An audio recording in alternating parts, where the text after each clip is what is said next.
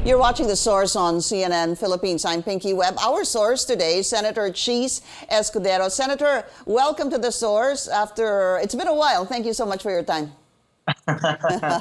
Pinky, magandang umaga sa ating televiewers at taga-subaybay. Magandang umaga. Karangalan ko maging bahagi ng The Source. It's good to see you, sir. So, ang dami natin kailangan pag-usapan. Unahin ko na po itong Ayungin Shoal.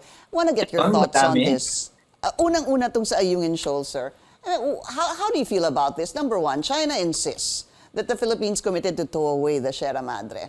No Philippine official has actually confirmed this. President Bongbong Marcos says even if, hypothetically, there was such an agreement, he is rescinding it now.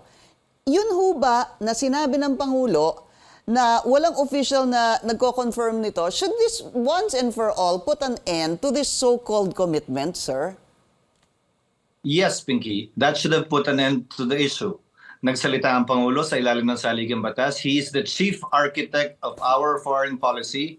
And previous presidents could not have enacted a policy that is irrepealable, that is unchangeable. The current sitting president is the chief architect of our foreign policy. If he says kung meron man, I hereby rescind that, then that is it. Ang nakakalungkot lang, Pinky, dahil sa sinasabi ng bansang China na hindi naman natin kakampi sa isyong yan, nag-aaway-away tayo, nagtuturoan tayo, at nagsisisihan tayo. Nagsalita na ang Pangulo, that should have put an end to it. Hindi na mahalaga kung sino pa ang nagsabi, sinong nangako, totoo nga ba yan o hindi. Ang importante, sa kasalukuyang foreign policy at polisiya ng bansa, hindi aalisin ang Sierra Madre dyan. So, para ho sa inyo, wag na natin pag-usapan itong sinasabi ng China na may commitment. Sabihin na, whether there's a commitment or not, it doesn't matter, sir, because the President said, I'm rescinding it. I 100% agree, Pinky. Ang nakakalungkot nga, nag-aaway-away pa tayo, nagtuturuan pa tayo, at sumasakay tayo, ika nga, sa mga salitang binibitawan pa ng bansang China na hindi na po dapat. Kung may papakinggan man tayo, yung kababayan natin, at wag yung ika nga katunggali natin sa isyong ito. Yung sabi nyo nga po kanina, which actually leads me to my next question, the President is the architect of the foreign policy, of our foreign policy. Ang tanong ko ho, after that statement of President Bongbong Marcos, should the DFA issue a formal statement? Kailan ho ba siguro i-formalize ito, padala sa China that there was no such commitment, and even go as far as what the President said, if there was, I rescind it now. Is a formal, written, siguro statement from the DFA, is that something they should do? It is not necessary, Pinky, in accordance with past tradition and practice insofar as foreign policy is concerned, because every word that the President utters from his mouth is actually policy, whether domestic or foreign policy. Kaya dapat maging maingat ang sino man nakaupong Pangulo dahil bawat salitang namumutawi sa kanyang bibig, iko-konsiderang polisiya sa parte ng isang bansa. But nothing prevents the DFA from formalizing it, Pinky. But to my mind, that statement is enough. That was carried and that reached China. And that came straight from the mouth of the President himself. So it's not necessary, but do you suggest that it should be done? That it's better na lang po that it be done? Yes, perhaps, Pinky. It might help because according to China, whoever promised that it will be removed is well documented, although verbally made according to them.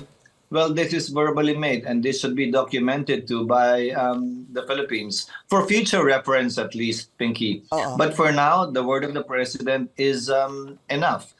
And I believe the DFA can issue the corresponding memoranda or the corresponding policies under the letterhead of the DFA carrying the policy statement uttered by the President in an interview after he was asked about that issue. Right. But let me go a step further, Pinky. During the budget deliberations, I will propose for the inclusion in the budget of an item to actually build a structure already in that island. China built a structure even if it is contested with the Philippines. I don't think anything prevents us from at least allocating funds in order to give the President flexibility to make the accommodations in that shoal more acceptable to our soldiers who are there. You're basically instead saying of living in a dilapidated and old ship. So ang sinasabi niyo po, Senator Chiz, let's build a structure there already in Ayungin Shoal dahil medyo sira-sira na po si BRP Sierra Madre. You want to put a budget for this. How much, sir? Yes, Pinky. Initially, we're looking at 100 million because there are items in the budget, Pinky, that the president may or may not implement depending on the availability of resources, depending on the conditions in relation to our foreign relations with other countries. But the president cannot do that. Should he decide to do so sometime next year if there is no budgetary allocation? At the very least, Pinky, this proposal, Pinky, is not designed to anger China or bring us closer to the brink. This is designed to give the president flexibility to act as the chief architect of our foreign policy as he deems fit. Otherwise, we would have to wait another year if he decides to do so sometime next year without any budget cover. Sir, saan pong department papasok itong budget na to, itong 100 million pesos for the structure in Ayungin Shoal? Depende, Pinky. Pwedeng sa DPWH, pwede rin sa Department of National Defense. Pero para sa akin, kung ako tatanungin mo, mas gusto ko sa DPWH para hindi masyadong gera yung parang layunin natin dito kung ilalagay natin ang budget sa Department of National Defense o sa AFP.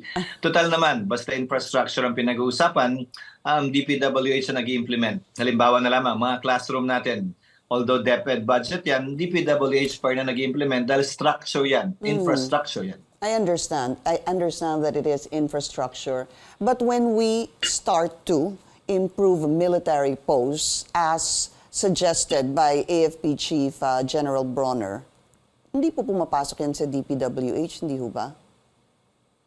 Not necessarily, Pinky. Depends on where the fund is coming from. For example, when I was governor in our province, the DPWH implemented the construction of brigade camps, the construction of battalion camps, depending on where the money is coming from. Whether it's DPWH or DND, it will in any case be bidded out anyway to private contractors. Yeah.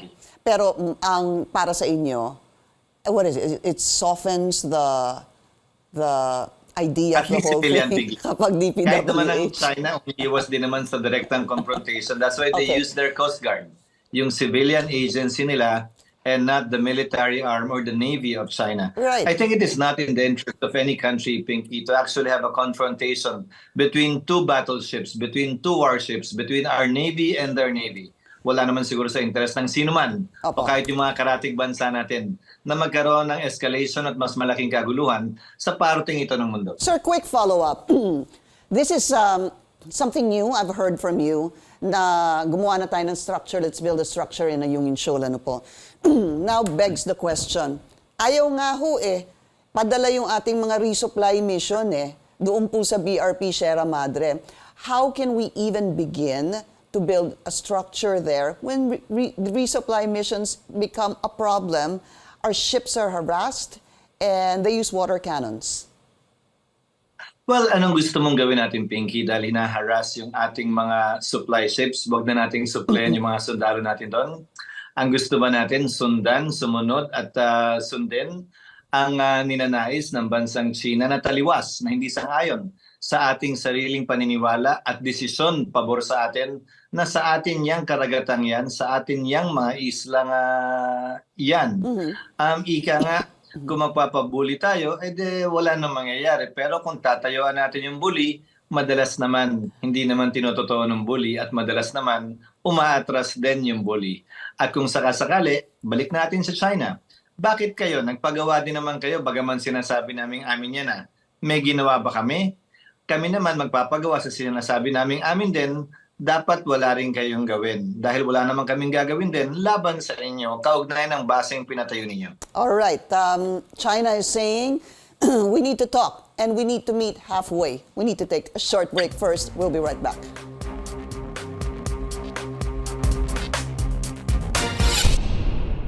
Watching The Source on CNN Philippines. I'm Pinky Webb. Our source today, Senator Chiz Escudero. Senator, couple of minutes left. Ano po?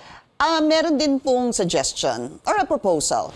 General Bronner was saying, how about deploying militia forces from our reserve forces or even train our fisher folk? What do you think of that? Number one, Pinky, I don't think the chief of staff should be speaking on the subject matter or anyone from the executive for that matter, except for the president and or the DFA secretary, because this is a matter involving foreign relations.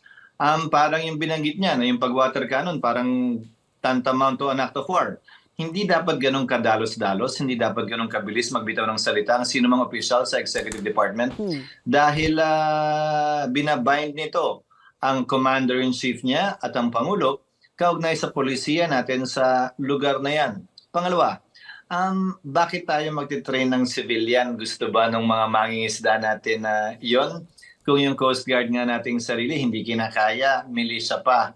At that will only militarize if at all the area, which again is not in our interest. Before the break, Pinky, you said gusto ng China makipag-usap. Gusto rin naman ng Pilipinas makipag-usap. At ano man ang mangyari, gaano kalalaman ang kalabasan ng sitwasyon, dapat palaging bukas yung posibilidad at patuloy ang pakikipag-usap ng magkabilang bansa kaugnay sa isyong ito. Mas pipiliin pa rin natin dapat mapayapang solusyon sa problema kesa pataasan tayo ng ihip, payabangan at sa dulo, magkakahiyaan at magkakaputukan na lamang. Kahit sa pagitan ng bansang Ukraine at Russia ngayon na nagigera, bukas yung puwang para mag-usap at makapag-usap.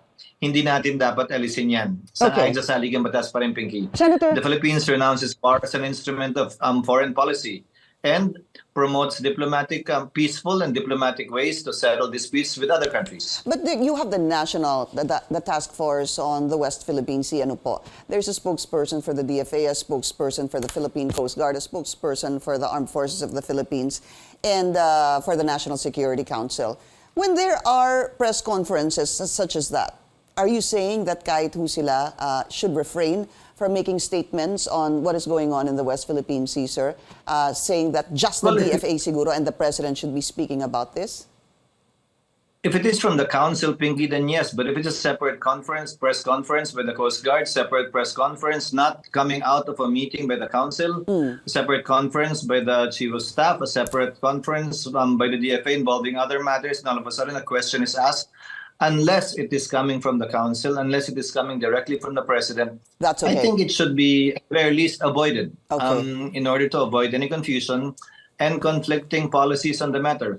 Hiwalay, Pinky, ang judiciary. Hiwalay, Pinky, ang legislative branch ng ating gobyerno. Yeah. Malayang pwede makapagsalita ang sinumang mambabatas kaugnay sa bagay na ito, pero hindi naman yan bahagi ng foreign policy dahil ang papel ng Kongreso, magratipika lamang ng mga treaty. Halimbawa na lamang, Pinky, sinasabi may mga nagpapanukalang i-boycott daw ang mga Chinese goods and Chinese companies. Well, pag-aralan natin ang Hussein, Pinky, dahil ayon sa datos, 17% ng ating exports, kabuuang export ng Pilipinas, napupunta sa China. 33% ng ating ini-import sa buong mundo ay galing China. Kung sila ang mag-alboroto at magsabi, hindi na namin tatanggapin yung 17% nyo na pinapadala dito ng buong export ng Pilipinas. Hindi na rin namin papadala sa inyo yung 33% na inaangkat nyo galing dito ng kabuuang exports natin. Sa parte ng China, Pinky, wala pang 2% ang kanilang ini-export sa Pilipinas at wala pang 1% ang kanilang ini-import sa Pilipinas sa kabuuang importation nila. Kumbaga magkakamot lang yan ng konti ng kamay at hindi naman sila maapektuhan.